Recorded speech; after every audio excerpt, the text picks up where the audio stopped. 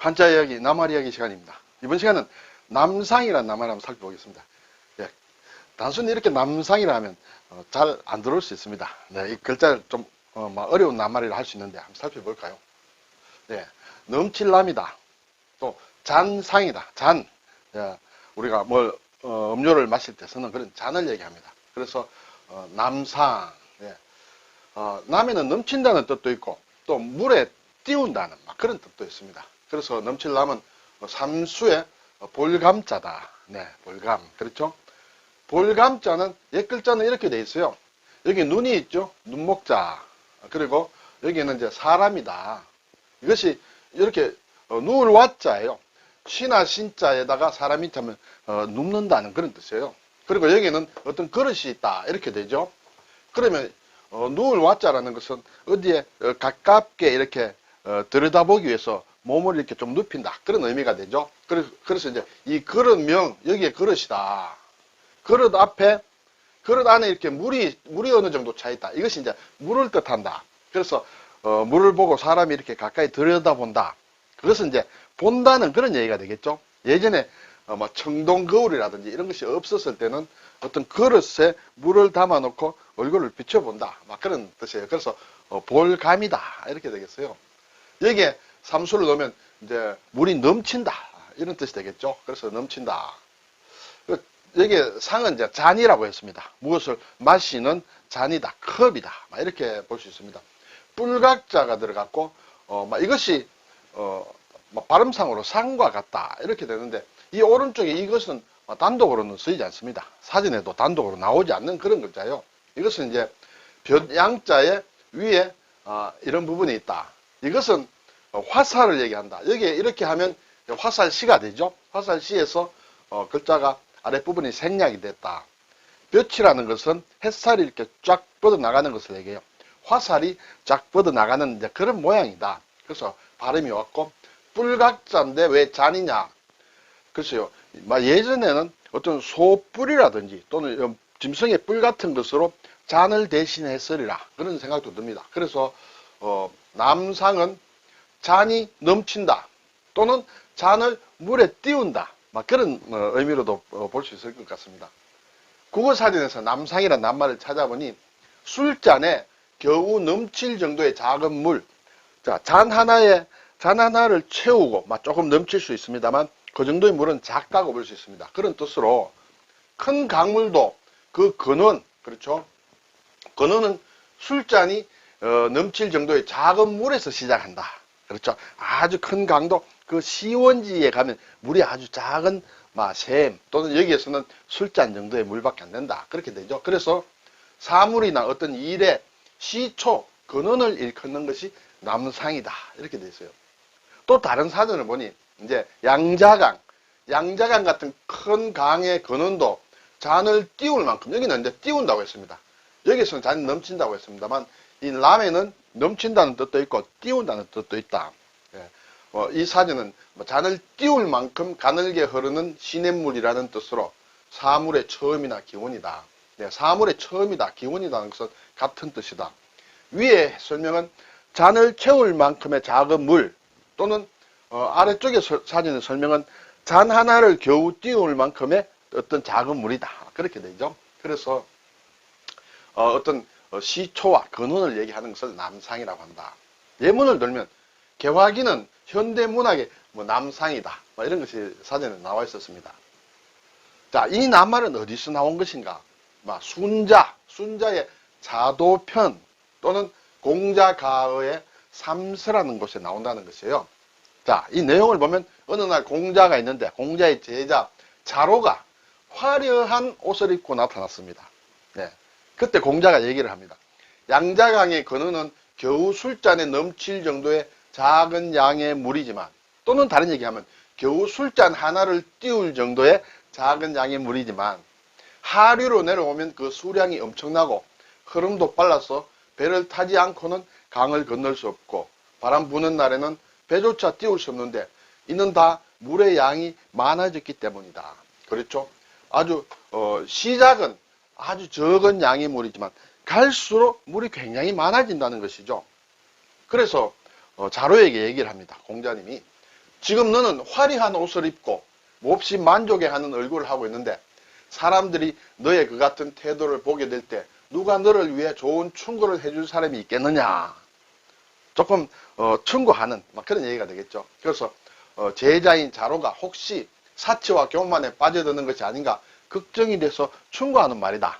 이렇게 볼 수 있고, 결국은 또 모든 일의 시초가 중요하다. 그래서 시초가 나쁘면 갈수록 더 심해진다. 자, 조그마한 곳에서, 작은 물에서 시작해서 큰 강을 이루듯이 나중에 가면 이렇게 자꾸 이렇게 정폭이 돼서 걷잡을 수 없게 된다. 그런 뜻이 되겠죠. 그래서 자로에게 처음을 잘해야 된다. 시작을 잘해야 된다라는 충고를 이런 남상이라는 말을 가지고 했다. 이렇게 되겠죠. 그래서 남상은 최초, 근원, 이러한 의미를 가진다. 이렇게 되겠습니다. 비슷한 말로 이런 게 있습니다. 남상과 비슷한 말로 효시다, 또 원조다, 비조다 이런 말이죠. 원조는 우리가 주위에서 많이 볼 수 있습니다. 어떤 음식에 여기가 원조집이다. 그렇죠. 원래의 조상이다. 초대 조상이다. 초대 할아버지다. 첫 할아버지다.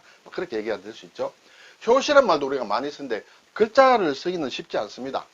효는 운다는 뜻이에요. 운다. 시는 화살시죠. 그러면 우는 살, 소리가 나는 화살이라 그런 뜻이에요. 이것도 뜻은 사물이 비롯된 맨 처음을 얘기한다. 예문을 들면 무정이란 이광수의 소설은 현대 소설의 효시로 일컬어진다. 이런 말, 우리가 효시란 말을 가끔 씁니다. 자, 이것은 왜 이런 뜻을 가지게 되었느냐 하면 옛날에 전쟁을 시작할 때 이제 개전을 합니다.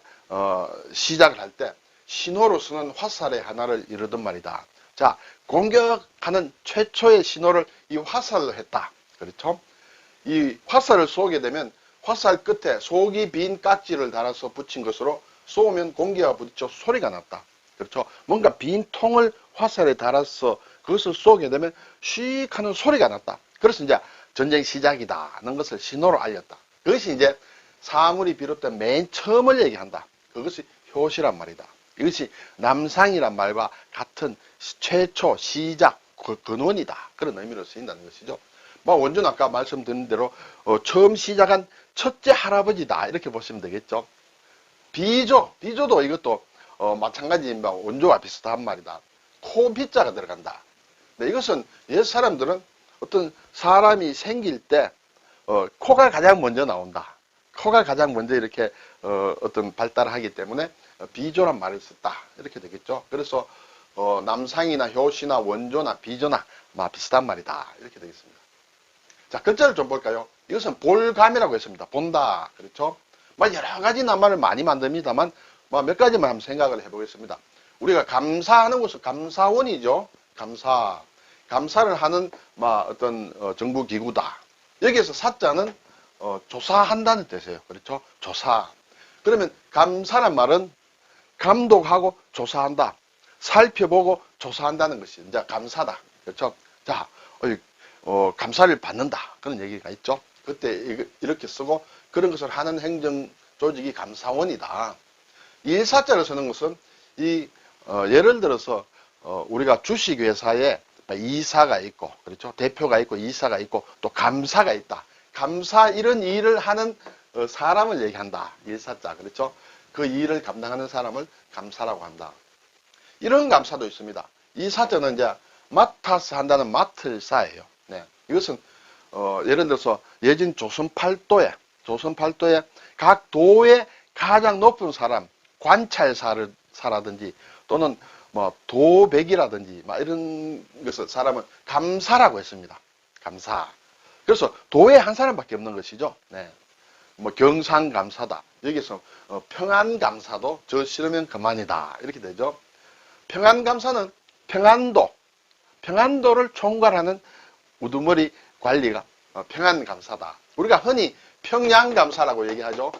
평양은 한 지역이에요. 한 도시예요. 그렇죠? 여기에는 감사가 아니다. 예. 물론 감사가 평양에 주로 거주를 했겠죠. 그래서인지 몰라도 평양감사도 저 싫으면 그만이다. 이렇게 얘기하지만 평양의 책임자는 감사가 아니다. 평양보다 훨씬 큰 지역을 통과하는 평안도에는 감사가 있었다. 그래서 평양감사가 아니라 평안감사다는 것을 뭐 아시는 분 다 아시겠습니다. 그리고 대감, 영감 이럴 때 이제 감자를 쓴다. 이외에도 감자가 들어간 낱말은 상당히 많습니다만 우선 이 정도로 살펴보겠습니다. 자, 감자에 삼수를 하면 이제 넘칠남이라고 했습니다. 그렇죠? 많은 낱말을 만들죠. 범람한다. 예, 범도 넘친다. 예, 비가 많이 와서 홍수처럼 이렇게 물이 넘쳐나는 것이 범람이다. 하천이 범람했다. 그렇죠? 뚝이 터져서 범람했다. 남벌이다. 벌은 친다는 뜻이죠. 칠벌. 네, 뭐 예를 들어서 산에 나무를 함부로 많이 이렇게 잘라내는 것, 그런 것은 남벌이다. 남용이다. 넘치게 사용한다. 함부로 사용한다. 그렇죠? 그런 것이 남용이다. 권한을 남용했다든지. 그렇죠? 남발한다. 함부로 넘치도록 발행한다. 또는 발사한다.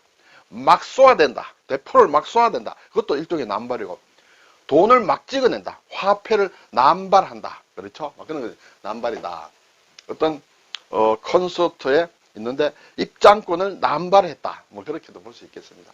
외람하다. 외람. 외는 이거 함부로란 뜻이에요. 외가. 예. 외람. 행동이나 생각이 분수에 지나치는 것이 외람이다. 참람하다. 예. 참은 또 주제 넘다. 주제 넘다. 분수에 넘친다는 것이죠. 분수에 넘쳐 너무 지나치는 것이 참람이다. 이런 낱말들을 만들고 있습니다. 자, 볼감자에 다른 글자를 합쳐서 또 다른 글자를 만들죠. 쇠금자를 넣으면 거울감이다. 귀감이 된다 할 때 쓰죠. 거울감. 또 뭐 감정을 한다든지 할 때 그런 것도 쓴다. 볼람. 네, 이때는 볼감자가 모양이 조금 바뀌었습니다. 아래에 볼견자를 또 넣어서 볼람, 관람을 한다든지 할 때 그렇죠. 네, 열람을 한다. 초두를 넣으면 쪽을 얘기한다. 쪽, 식물. 그렇죠. 청출어람이다. 네.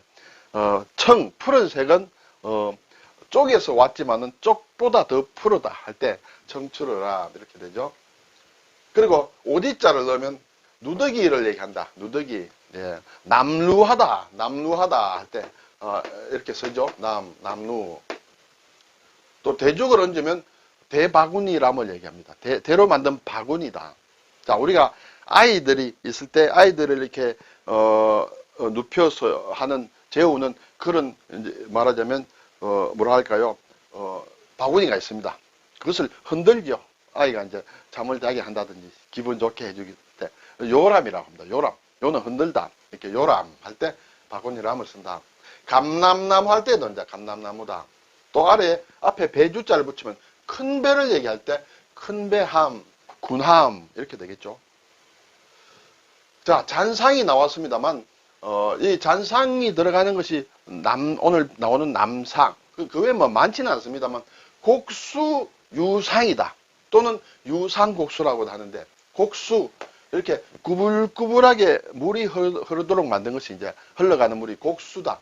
거기에 잔을 띄운다는 것이에요. 흐를 유자. 그렇죠? 우리가 경주의 포석정에 가면 예전에 잔을 띄워서 이렇게 말하자면 신하들과 왕이 뭐 제사를 지낸다든지 또는 뭐 다른 모임을 할 때 하는 그런 것과 마찬가지다. 3월 삼진날에 굽이 도는 물에 잔을 띄워 그 잔이 자기 앞에 오기 전에 시를 짓던 놀이를 곡수유상, 예, 또 유상곡수라고 했다. 일상일년, 예, 잔 한 잔, 그렇죠? 잔 한 잔 또는 이것은 읊을 영자요. 시를 읊는다 할 때 시를 읊으면 뭐 술을 마시는 것을 일상일령 또는 일령일산이다. 네. 술을 한 잔 마시고 시를 하나 읊는다든지 막 그런 것을 얘기한다. 예전에 한시를 짓고 할 때는 막 이런 낱말들을 많이 썼겠다 이런 생각이 듭니다. 자, 잔과 관련해서 잔에는 모양이나 이런 게 종류에 따라서 많겠죠.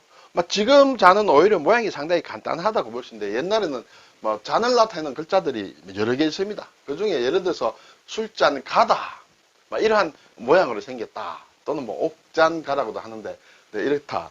또는 이런 것도 가끔 볼 수 있죠. 벼슬 작이다. 그렇죠? 공작, 후작, 백작, 남작, 자작 할 때 이것이 벼슬이다. 또는 잔을 얘기한다. 그렇죠? 이렇게 생긴 잔이다. 이것은 참새처럼 생긴 잔이다. 참새작이라고 하죠.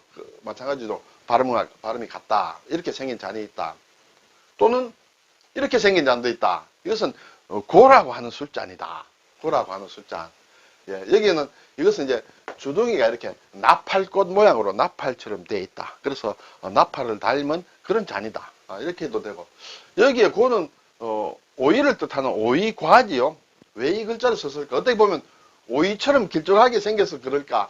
뭐 그런 생각도 해봅니다만, 나팔 모양으로 생긴 그런 잔이다. 그래서 잔의 모양에 따라서 글자들도 다 다르다. 이렇게 되죠. 자, 그런데 이러한 잔도 있습니다. 잔이 앞에 본 그런 잔만 있는 것이 아니라 막 대접처럼 생기기도 했고 이런 잔도 있다. 자, 아까 곡수류상이라 할 때는 잔을 띄운다 했는데 앞에서 본 그런 잔, 청동으로 만든다든지 옥으로 만든다든지 그런 잔은 물에 띄울 수가 없겠죠. 물에 넣으면 다 가라앉는다. 물에 띄울 수 있는 잔은 이런 잔이다. 그렇죠? 네, 이런 잔, 특히 또 재질도 뭐 나무 같은 가벼운 걸로 만들어야 되겠죠. 어쨌든 막 이런 것을 곡수유상 할 때는 이러한 모양의 잔이다. 오른쪽에 이렇게 이런 것이 나와 있어요. 양쪽에. 그렇죠. 뭐 두 손으로 들 수도 있겠죠. 근데 이런 것은 특히 기도자를 쓴 우상이라고 한다. 네, 우상. 그래서 이런 것을 이제 물에 띄울 때는 이러한 모양의 잔이지 않느냐. 그런 생각이 듭니다. 자, 이 잔자에, 상자에, 남상의 상자에 오른쪽에 나와 있는 부분은 이것이 화살시자와 벼양자를 합친 것이라고 했습니다. 단독으로는 쓰이지 않습니다. 사진에도 단독으로 나오지 않는 글자다. 네. 그래서 앞에서 본 잔상자가 있고 또 여기에 사람 인자를 붙이면 상처를 뜻하는 상처상이다. 이것을 많이 쓰죠. 중상, 중상모략 뭐 이런 말이 있죠. 자, 이때 이제 주의해야 될 게 예를 들어서 가벼운 상처라고 하면 우리가 가벼울 경자를 써서 경상이다. 그렇죠? 아주 상처가 가볍다 할 때 경상이라고 합니다. 근데 상처가 크다, 심하게 입은 상처는 무거운 중자를 써서 중상이라고 합니다. 그러면 가운데 중자를 쓴 중상은 뭐냐? 경상과 이 중상의 사이에 뭐 적당한 그런 상처냐? 그런 것은 아니다. 그런 의미의 중상은 없다. 네. 그럼 여기서 중은 무엇이냐? 중은 해친다는 뜻이에요. 중 자체가 해친다는 뜻이에요. 상도 해친다는 뜻이에요. 네. 남을 비방을 해서 해치는 것을 중상이라고 한다. 그렇게 해서 모략을 해꾸민다 하는 것이 중상모략이다. 여기에서는 중은 가운데라는 뜻이 아니라 해친다, 상처나게 한다, 공격한다, 그런 의미다. 이렇게 되겠습니다. 자, 오늘 나온 이제 잔상이 있고 또 여기에 막 죽을 사변이 하면 또 이런 일찍 죽을 상 이런 것이 있는데 글자가 많지는 않습니다만 이 변양자로 만드는 글자는 상당히 많습니다만 이러한 모양의 글자로 만드는 글자는 별로 많지는 않다. 이렇게 되겠습니다. 자, 한중일 한자를 보면 남상, 결국은 공자님이 말씀하신 그 중국의 옛 서적에서 나오기 때문에 한중일 다 같은 글자를 쓰고 있다. 단지 중국은 간체자로 쓸 뿐이다. 그렇죠? 여기에 삼수는 그대로고 이렇게 볼 감자가 조금 달리 쓰여져 있다. 이렇게 되겠죠. 왼쪽에 신한 신자를 이렇게 획 두 개로 이렇게 커버를 한다. 그리고 상자에 변양자의 모양이 좀 다르다는 막 그 정도로 해서 남상이 한중일 삼국에서 다 쓰는 낱말이다. 오늘 남상 최초를 얘기한다. 그렇죠? 아주 근원을 얘기한다. 그때 남상이다. 그런 의미를 가지는 것은 원조, 효시, 비저 이런 낱말이 있다는 것을 한번 살펴보았습니다. 감사합니다.